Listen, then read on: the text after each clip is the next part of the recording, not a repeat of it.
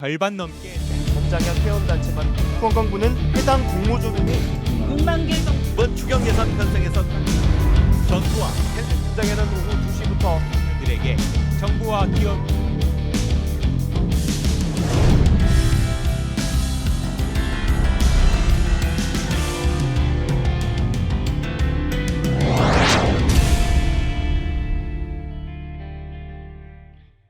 안녕하십니까. 시민언론 덧탐사 시청자 여러분 반갑습니다. 당신을 위한 나라는 없다의 심경수입니다. 여러분 제주도 가보신 분들 많으시죠? 네, 저도 뭐 제주도에서 그렇게 길지 않은 시간이긴 하지만 제주도에서 좀 이렇게 산 기간이 있습니다. 제주도는 사실 예전에는 다른 나라였잖아요. 탐라국이라 해서. 그래서 말씨도 좀 많이 다른 것 같고, 거기 제주어라고 하죠. 제주어로 완전히 말씀하시는 어르신들 말씀 들으면 거의 못 알아들어요. 뜻을 알고 들으면 조금 들릴 수 있는 정도? 그러니까 거의 외국어 수준이죠. 그럴 정도로 언어도 다르고, 좀 이렇게 그 식문화, 식습관, 그 생활 습관도 많이 다르고, 그럴 수밖에 없는 것이 그 환경이 너무 다르잖아요. 육지와는 뭐 전혀 환경이 다른 곳이고, 거기 분들 그러시잖아요. 육지껏, 뭐 이렇게 저희가 일상 용어로 말할 때 육지에서 온 사람 육지껏 뭐 그렇게도 표현하기도 하는데, 어쨌든 제주는 제가 좀 살아본 경험에 의하면 그야말로 이 육지와는 사뭇 다른 생활 관습, 언어, 문화 갖고 있는 곳입니다. 아름다운 그 자연 환경으로 인해서 세계적인 관광지가 되어 있죠 이미. 예. 제가 제주도 처음에 가서 봤던 아주 충격적인 그런 그 경험이 있어요. 그래서 오늘은 그 말씀을 먼저 드리면서 오늘 여러분들께 드리고 싶은 말씀을 좀 드리고자 합니다. 제가 제주대학교에서 근무를 했었는데요. 제주대학교에서 그 아라동이라는 곳에 있어요. 제주대학교가 중산간 정도에 위치한. 제가 거기 갔을 때만 해도 그 지역에 마땅히 뭐 식당이 막 많지가 않았어요. 매우 뭐 이렇게 쉽게 선택할 수 있는 선택의 그 폭이 넓지가 않았어요. 최근엔 많아졌죠. 예, 개발도 많이 되고. 그래서 가끔 그 밑에 정확한 건지 모르겠는데 탤런트 고두심 씨가 거길 다녔다고 하더라고요. 제주여고라는 곳이 있는데, 제가 듣기 그게 뭐 맞는 말인지 제가 뭐 따로 확인은 안 해봤습니다, 여러분.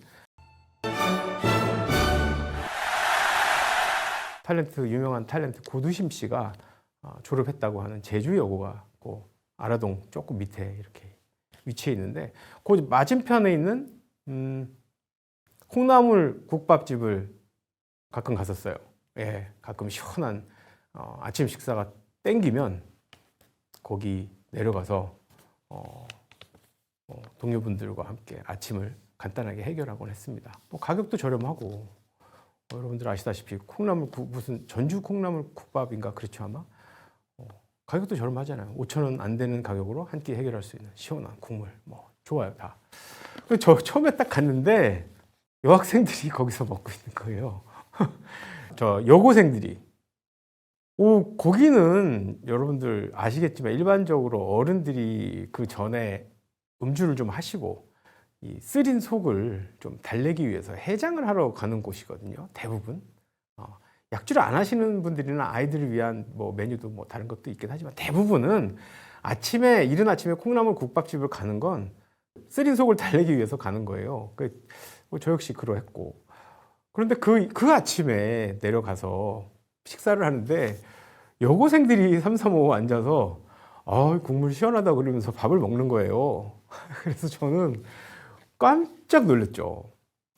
아니 무슨 여고생들이 여기 해장을 하러 오냐 이른 아침에. 야, 제주도 정말 다르다, 사뭇 다르다 정말. 뭐 전 그때 간 지가 얼마 안 돼서 그냥 혼자만 그렇게 생각을 하고, 가끔씩 저런 학생도 있나 보다 그렇게 생각을 했었던 겁니다. 뭐 그러고 며칠 있다가 다른 곳에 또 갔다가 또 거기 다시 갈 곳에서 갔는데 또 같은 그런 장면이 반복되는 거예요. 그래서 이거는 사회적인 현상이다, 일반적인. 그래서 주위 분들에게 여쭤봤어요. 어떻게 제주여고 학생들은 아침에 일찍 와서 창피하지도 않는가? 지난밤에 음주를 했나? 거기 와서 어른들 그 있는데 와갖고 해장을 하고 말이야. 그렇게 국물이 시원하다고 하고 말이지. 떳떳하게 계산하고 그리고 잽싸게 그냥 거기 또 횡단보도 건너고 바로 제주여고 맞은편이거든요. 떳떳하게 막 웃으면서 막 여대생들 그 웃음 있잖아요. 까르르 까르르 웃음. 그거 막 웃으면서 너무 해맑게 뛰어가는 거예요. 저는 완전히 충격받은 거죠. 예. 제주여고 학생들이 저 어떻게 되겠냐고. 명문이라고 하더니 아이 못 쓰겠다고. 저는 또 그렇게 생각을 했었던 거예요. 그래서 그 얘기를 사석에서 그 얘기를 했더니 막 웃으시면서 애들이 아침밥을 먹는 거라는 거예요. 거기서. 그러니까 집에서 학교 일찍 오느라고 아침밥을 미처 챙겨 먹지 못하니까 일단 학교로 와서 가방 던져놓고 아니면 학교 들어가기 바로 직전에 학교 바로 앞에 있는 밥집이니까 그리고 가격이 5,000원도 안 하니까 요즘 편의점 가서 학생들이 밥을 먹어도 뭐 5, 6,000원어치 먹어야 된다고 하더라고요. 먹으려면. 근데 거기는 제 기억으로는 거의 3,900원인가 그랬어요. 예. 그러니까 얼마나 저렴합니까? 3,900원에 학생들이 따뜻한 국물과 김치랑 뭐 맛있게 편안하게 뜨뜻한 밥 한 공기를 먹을 수 있으니까 얼마나 좋습니까? 그래서 저는 그 얘기를 듣는 순간 쥐구멍 없나? 아이고. 제가 막 속으로 야단을 치고 꾸중했던 제주여고 학생들에게 정말 미안했었던 그런 기억이 있어요. 학생들이 아침을 못 먹으니까 마땅히 아침 먹을 곳이 없으니까 그 학생들이라고 그 어르신들이 해장하러 오는 그곳에 오고 싶었겠습니까? 하지만 그 지역 학교 앞에 식당이라고는 그 시간에 여는 데는 또 이른 시각이니까 24시간 하는데 외에는 또 식당이 잘 없어요.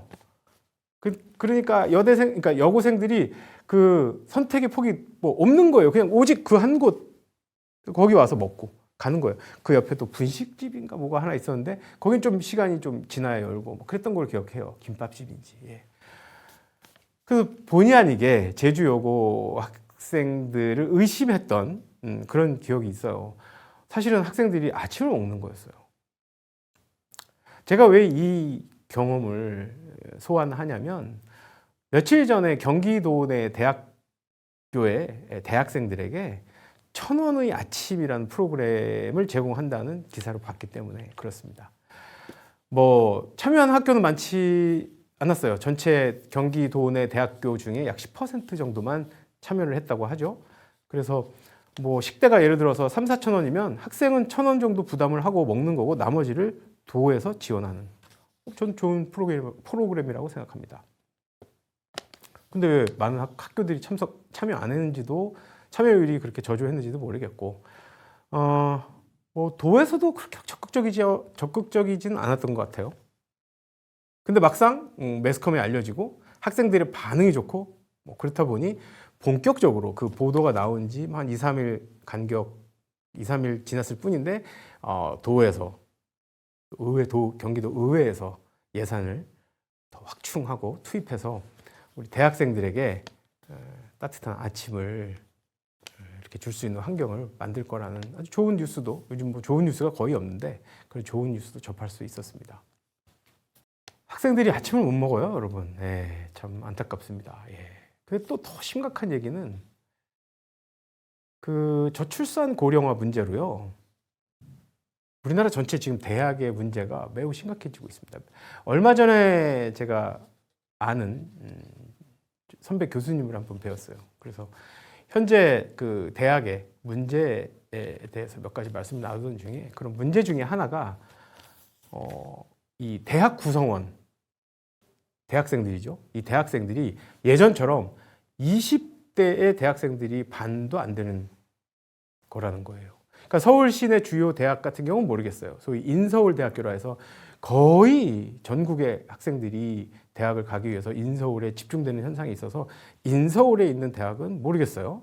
그러나 수도권에 있는 대학을 비롯해서 그 외 지역에 전국 곳곳에 퍼져 있는 대학의 경우에는 20대 초반, 그러니까 이렇게 대학 고등학교를 졸업하고 수능을 보고 뭐 재수를 한두 번 한다든지 바로 진학을 한다든지 해서 대학을 입학하는 20대 초반의 학생들 비율이 반도 안 되는 경우가 있다는 거예요. 그럼 나머지는 어떻게 채웁니까? 어떻게 채워서 학교 재정을 운영해 갑니까? 학교를 운영합니까? 여쭤봤더니 외국인 학생들, 중국에서 유학 온 학생들이 많고 또 기타 외국인 학생들이 많고 또 평생교육 개념, 뭐 연세 들어서 대학을 진학하시는 분들, 자격증을 따는 뭐 그런 코스들을 학교가 많이 준비를 하고 그것을 듣기 위해서 오시는 어른 대학생들이 많다는 거예요. 30, 40대 또 혹은 그 이상의. 그러니까 예전에 제가 학교 다니던 그때하고는 지금 학교가 너무너무 변한 거예요. 변한 거죠. 제가 교수직으로 있을 때도 그 정도는 아니었던 거라고 생각해요. 그런데 그 사이에 지금 뭐 한 10여 년이 지나가고 있는데 그럴 정도로 드라마틱하게 지금 변하고 있다는 겁니다. 이 근본적인 원인을 생각해 보면 저출산 고령화 문제가 딱 버티고 있는 거죠. 저출산 문제. 그런데 학생 수가 줄고 학생 수가 작은데도 왜 우리 아이들에게 아침을 제대로 못 먹입니까? 먹일 수 있습니다, 저는. 그건 행정을 하시는 분들 또 그러한 관련 법을 만드시는 분들께서 신경 쓰시면 충분히 가능하다고 저는 생각합니다. 또 한 발짝 더 나가서 윤석열 대통령 항상 그러시죠. 자유, 자유, 자유, 그리고 자유.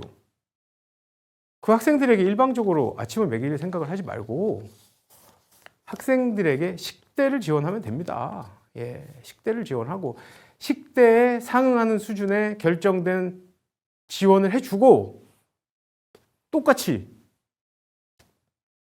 고등학생이든 중학생이든 대학생이든 또 대학생까지만 또 해주면 불공평하잖아요. 그 외에 비슷한 연령에 있는 다른 대학생 21살, 20살, 23살이 전부 대학생입니까? 아니죠. 본인의 선택에 따라서 다른 선택을 할 수 있어요. 일찍 사회생활을 할 수도 있고 비슷한 또래에 있는 인구들에게 똑같은 지원을 해주는 겁니다. 경제적인 지원.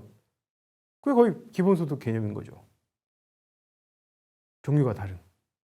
그러면 그 속에서 본인들이 자유로운 선택을 하는 겁니다. 난 아침 안 먹어. 요즘 아침 안 먹는 학생들 많잖아요.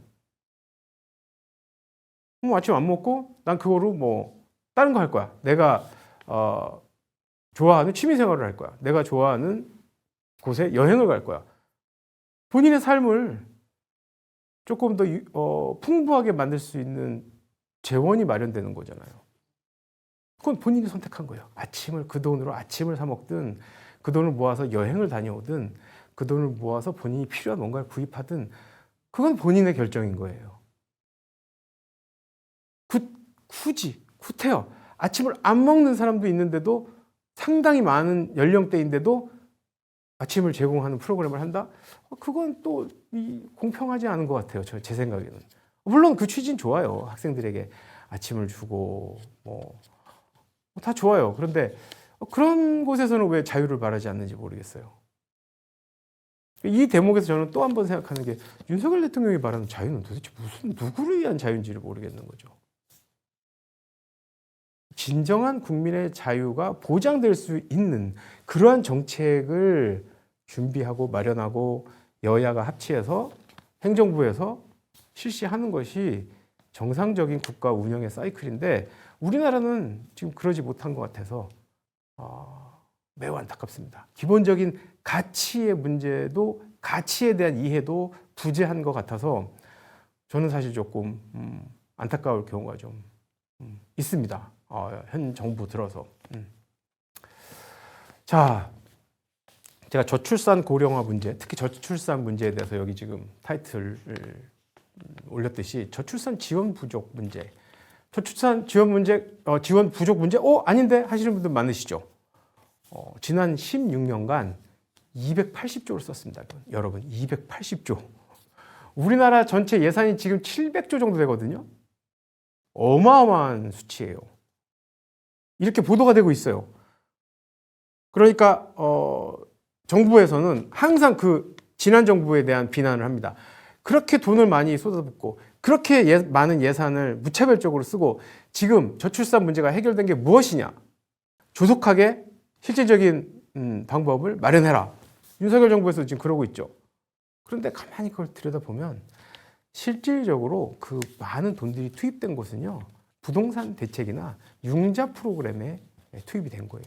물론 저출산 관련된 간접적인 부동산 문제라든지 주택 구입이라든지 뭐 재원 마련을 위한 개인들이 국민들이 출산을 앞둔 부부들이 재원을 마련해주기 위한 융자 프로그램인 거예요. 거기에 60% 정도가 투입이 된 거예요. 그러니까 온전히 출산을 위하거나 난임 부부를 위하거나 저출산 문제를 직접적인 출산 문제를 해결하기 위해서 직접적으로 투입된 예산은 3분의 1 정도밖에 안 되는 거예요. 근데 저를 포함한 많은 대다수 국민들은 그걸 모르고 있죠. 그러니까 지난 정부, 지지난 정부부터 뭐 지난 정부 뭐 이래저래 해서 지난 16년 동안 뭐 280조를 썼는데 저출산 문제가 해결되긴커녕 지금 더 악화되고 있다.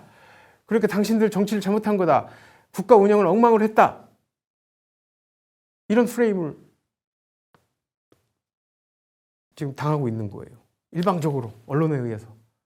조금만 들여다보면 실질적으로 그렇지 않다는 겁니다. 예.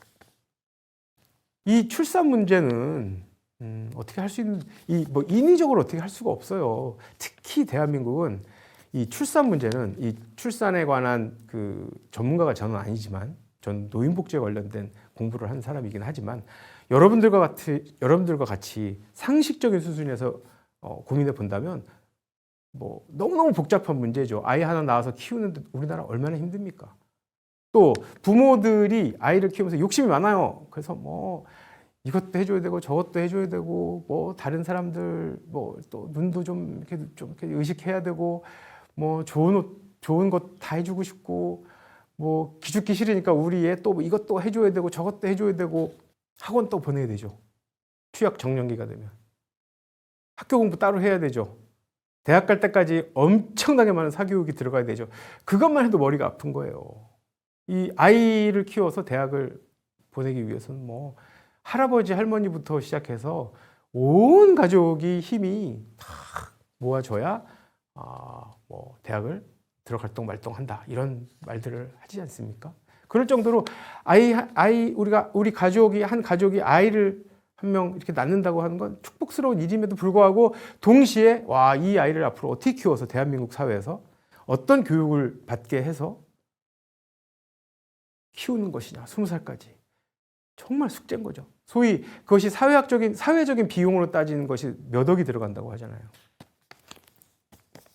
그러니까 일부에서는 뭐 그렇게 들어갈 돈 갖고 차라리 아이에게 뭐 적금을 하나 들어주면 그때까지 어마어마하게 사업자금이 되겠네. 재산이 증식의 시드머니가 되겠네 라고 말씀하시는 분도 있어요. 아주 현실적인 측면에서. 대학을 들어갔다고 해서 그 아이의 인생이 성공적으로 되는 건 아니잖아요. 또 대학을 뭐 가지 않았다고 해서 그 아이의 인생이 실패하는 건 아니잖아요. 우리 사회도 이제 점점점 조금 더 폭넓은 선택의 기회가 있는 사회 구조로 변화되고 있어요. 하지만 여전히 그 아이를 낳아서 키우고 뭐 교육을 시키는 것은 한쪽으로 수렴되어 있는 것이 맞긴 해요. 그건 저희가 뭐 인정할 수밖에 없는 현실이기 때문에.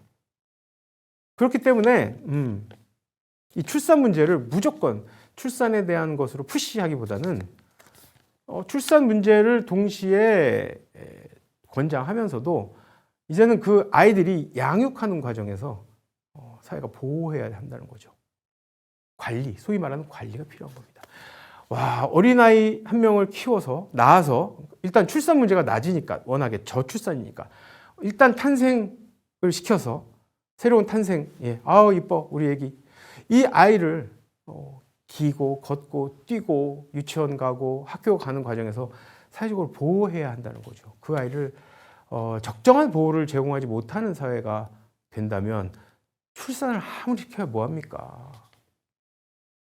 그 사회에 많은 위험이 도사리고 있잖아요. 저희 지난 그 당나라에서 다루었던 스쿨존 문제도 그 중에 하나죠.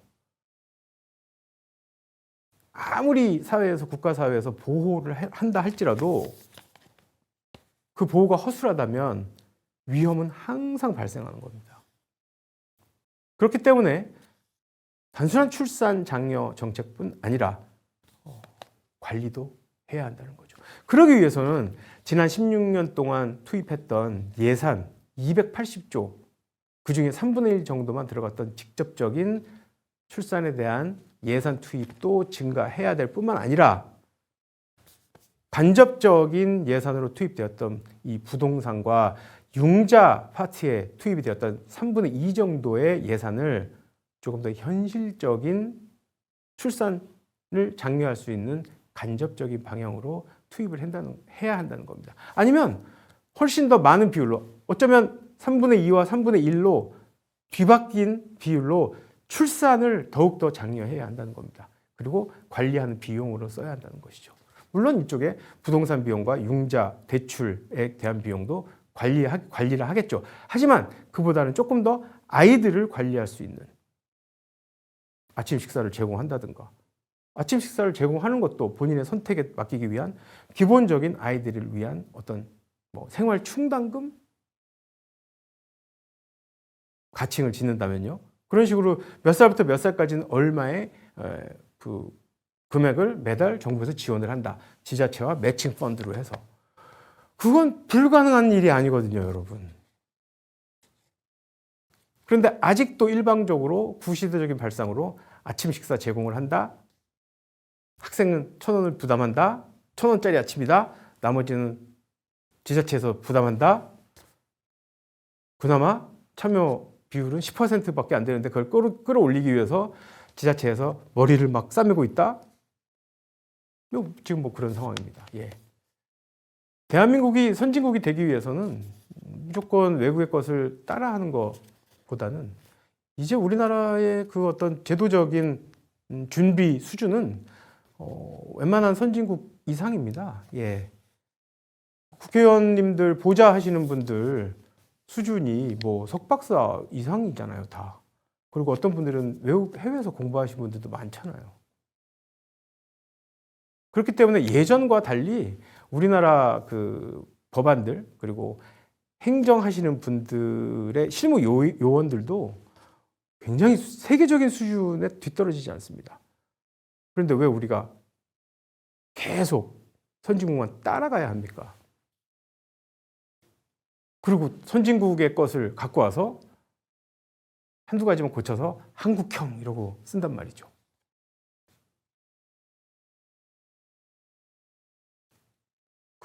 한국형 이런 거 붙여보는 게 무슨 의미가 있습니까, 여러분?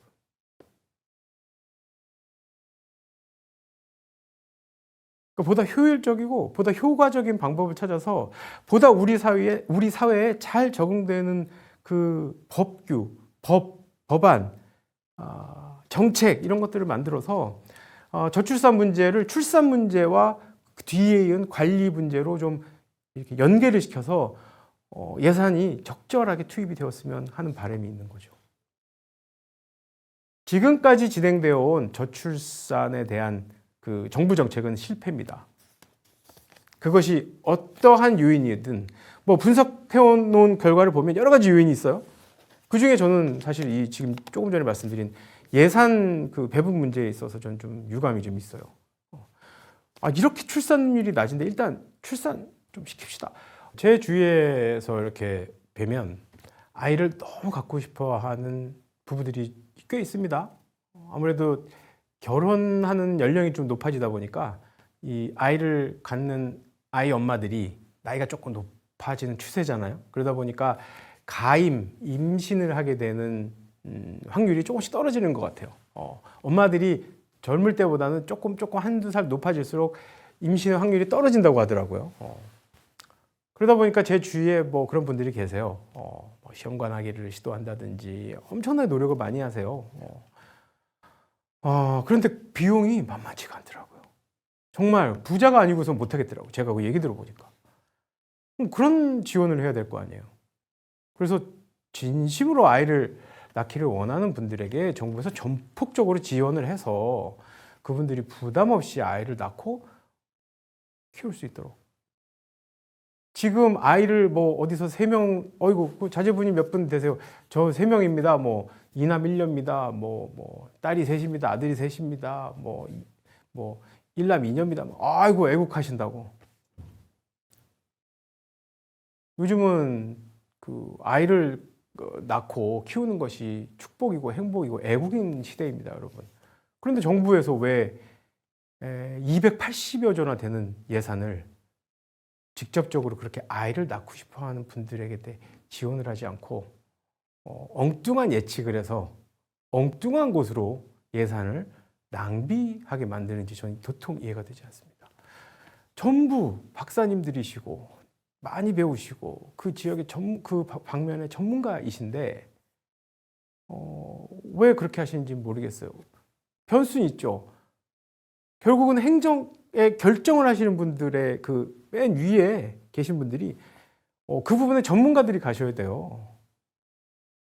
이번 정부 들어서도 제 기억이 정확할지 모르겠는데 나경원 전 의원이 그 저출산 대책위원회인가 거기 위원장인가 부위원장으로 갔죠. 저는 그쪽으로 갈 때 왜 가지? 저분이 어떤 전문성이 있어서 저 자리에 가는 것인지 그것에 대해서 의구심을 감출 수가 없었습니다. 대한민국이 진정한 선진국이 되기 위해서는요, 그런 전문적인 지식이 필요하고 전문적인 경험이 필요한 분야에는 반드시 전문적인 그런 배경을 가진 분들께서 그 그룹의 그 단체의 장이 되셔서 국민들을 위해서 정말 필요한 정책들이 실시되도록 결정을 해주셔야 해요. 아무리 연구진들이 효과적이고 훌륭한 그 아이디어를 낸다고 해도 그 단체장이 결정을 이상한 방법으로 하거나 엉뚱한 방향으로 그 단체에 그 나아갈 방향을 제시한다면 그 단체는 제대로 일을 할 수가 없겠죠.